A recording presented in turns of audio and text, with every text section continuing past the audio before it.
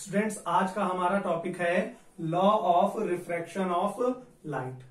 Refraction of light पढ़ चुके हैं, अब हमें रिफ्रैक्शन ऑफ लाइट के लॉ समझने हैं। तो रिफ्रैक्शन ऑफ, जैसे रिफ्लेक्शन ऑफ लाइट के दो लॉ होते हैं, उसी तरह रिफ्रैक्शन ऑफ लाइट के भी दो लॉ होते हैं। फर्स्ट लॉ क्या होता है कि इंसिडेंट रे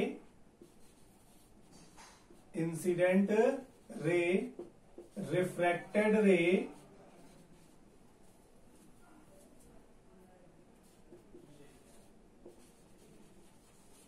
and normal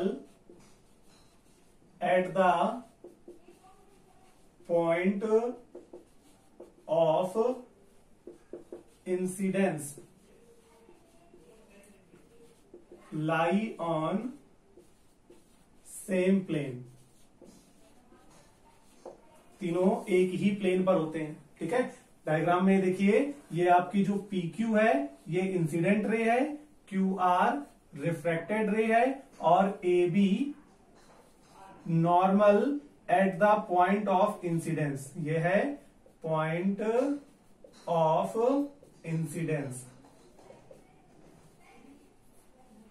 डायग्राम से क्लियर है कि इंसिडेंट रे, रिफ्रैक्टेड रे और normal at the point of incident lie on the same plane. ये तीनों ही क्या होते हैं, एक ही प्लेन पर, तीनों ही इस एक ही प्लेन, एक ही बोर्ड पर रखे हुए हैं, तो तीनों एक ही प्लेन पर होते हैं। ठीक है, दूसरा लॉ होता है sine i upon sine r equal constant.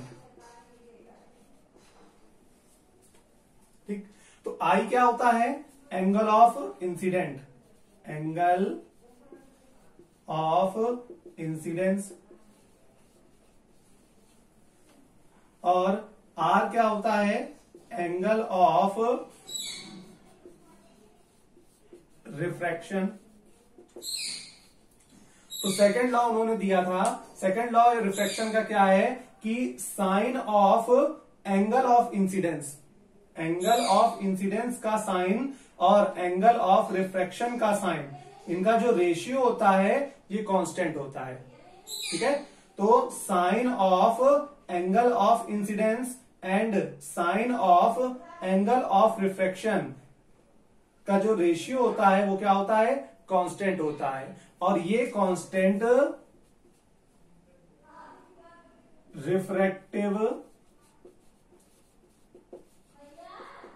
Index of medium के इक्वल होता है। ये जो कांस्टेंट होता है ये मीडियम के रिफ्रैक्टिव इंडेक्स के इक्वल होता है।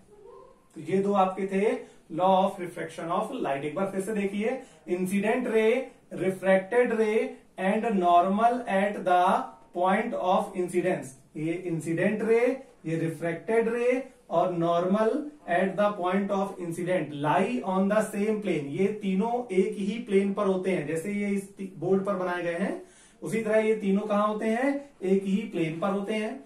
सेकंड लॉ था कि sine of angle of incidence and sine of angle of refraction का रेशियो कांस्टेंट होता है, जिसे हम मीडियम का रिफ्रैक्टिव इंडेक्स कहते हैं।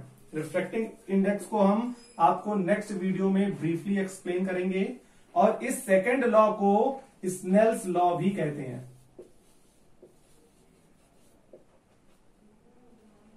Second law of refraction of light is also called Snell's law।